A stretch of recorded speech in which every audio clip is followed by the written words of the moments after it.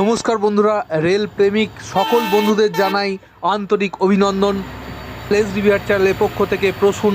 আজকে এসেছি দেখুন গোকুলনগর স্টেশনে, যেখানে মালগাড়িটি এসে উপস্থিত হচ্ছে এবং অনেকেই বলেছিলেন যে মিথ্যে অপপ্রচার করা হচ্ছে, মালগাড়ি কখনোই আসবে না।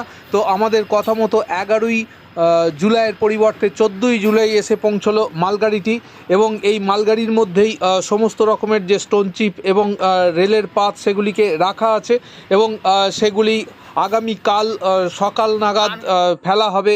ময়নাপুর স্টেশন থেকে যে লাইনটি এগিয়ে গেছে বাড়া গোপীনাথপুরের দিকে, অর্থাৎ মহলডাঙ্গা যে মৌজা, সেই মহলডাঙ্গা মৌজার যে দালাল চক এবং চকপাহাড়ির আগে পর্যন্ত যে ক্যানেলটি আছে সেই ক্যানেলটি পর্যন্ত এবং ময়নাপুর থেকে বড়া গোপীনাথপুর পর্যন্ত এক পদক্ষেপ অর্থাৎ একটি স্টেশন এগিয়ে যাবে, যেটি দীর্ঘদিনের একটি দাবি ছিল এবং সেই অনুযায়ী কাজ চলছিল।